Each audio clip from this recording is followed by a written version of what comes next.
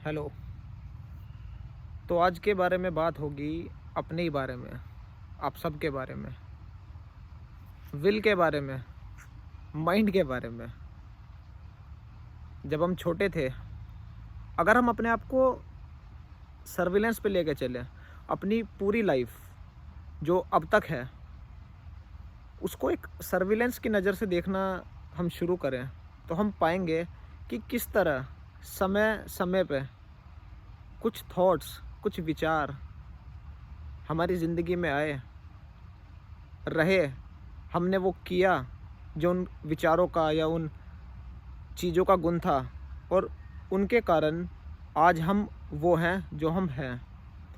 जब हम स्कूल में थे या बचपन में थे,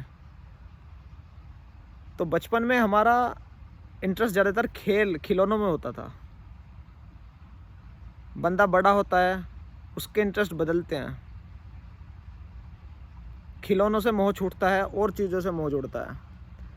फिर और बड़ा होता है और मैच्योर होता है, तो इंटरेस्ट और परसेप्शंस अलग हो जाते हैं। परसीव उसी तरह करता है, चीज़ें बदल जाती हैं। आप आदमी को एक सिनेमा हॉल की स्क्रीन की तरह मानिए, और जवानी, बुढ़ापा, मैच्योर एज वो स्क्रीन पे प्रोजेक्ट की हुई इमेज की तरह है, बदलती रहती है। जो उस स्क्रीन पे प्रोजेक्ट हुई इमेजेस में एब्जॉर्ब हो जाता है, खो जाता है, वो वर्ल्डली, उसे हम कह देते हैं वर्ल्डली आदमी, वर्ल्डली आदमी। वो बहाव के साथ बहता है, हंसी में हंसता है, वो नॉर्मल नॉर्मल भाषा में वो नॉर्मल इंसान है। पर क्या कुछ ऐसा है जो चेंज नहीं होता, जो बदलता नहीं है? स्क्रीन पे इमेजेस जैसे बदलती हैं, वो फिर भी नहीं बदलता। क्या कुछ ऐसा है जो बचपन में भी था, जो हमारी जवानी में भी है, बुढ़ापे में भी होगा,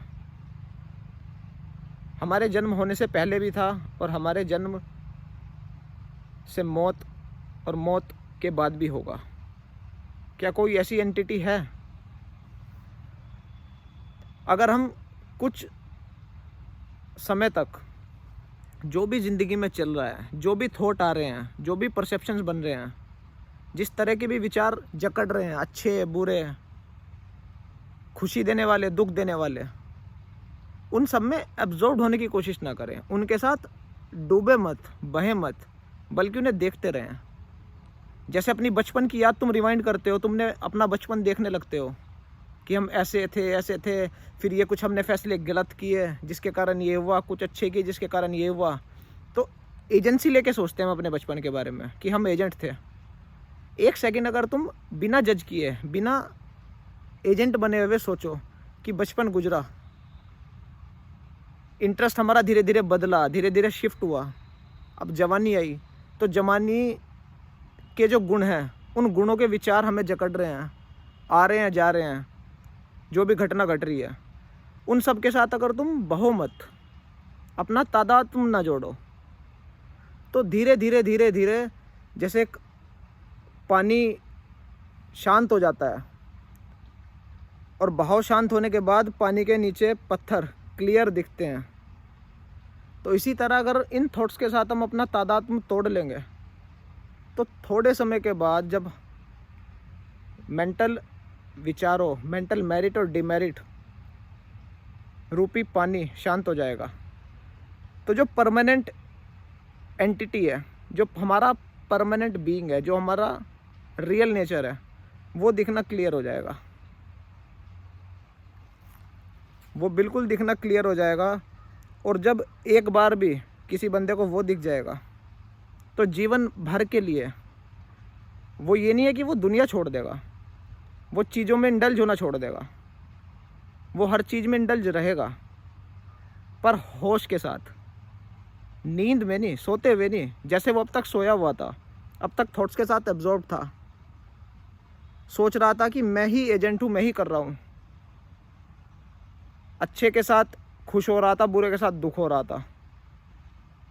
खामखा की इग्नोरेंस और खामखा की मिजरी में जी रहा था। तो अगर वो अपना तादात्म्य छोड़ देगा और एक मेडिटेटिव स्टेट में बैठ के अपने आप को देखेगा, घटनाओं को देखेगा, अपना बचपन, जवानी या जिस भी एज में अब तक पूरे सफ़र को देखेगा, और जैसे जैसे उसका माइंड शांत होगा, क्लेवरनेस कम होगी माइंड की, माइंड बिल्कुल बच्चे की तरह हो जाएगा। फिर वो जज नहीं करेगा। ख़राब समय आएगा तो डरेगा नहीं, अच्छा समय आएगा तो ओवर एक्साइटेड नहीं होगा, टेम्परेरी फन में चूर नहीं होगा, और अपने रियल नेचर का जो रियल ब्लिस है, उस ब्लिस के साथ किसी भी तरह की मेरिट डिमेरिट, किसी भी तरह का अच्छा टाइम बुरा टाइम, दोनों के साथ जीना शुरू करेगा। और जब तक वो इस तरह अपने आप को देखेगा नहीं, अपना रियल नेचर नहीं देखेगा, या जो चीज़ हम सबको बेच दे रही है, पूरे यूनिवर्स को बेच दे रही है, शांत होकर जब तक उसे नहीं देखेगा, तब तक वो इग्नोरेंस में जिएगा। तो ये शॉर्ट वीडियो मैंने सिर्फ इसीलिए बनाया है, रैंडमली मेरे मन में आया कि ये मुझे बातें वीडियो में पुट करनी चाहिए, तो मैंने इस वीडियो में पुट कर दी। आशा करता हूँ आपको कुछ समझ आया होगा और अच्छा लगा होगा। अगर आपको अच्छा लगा तो बस मेरा काम हो गया। धन्यवाद।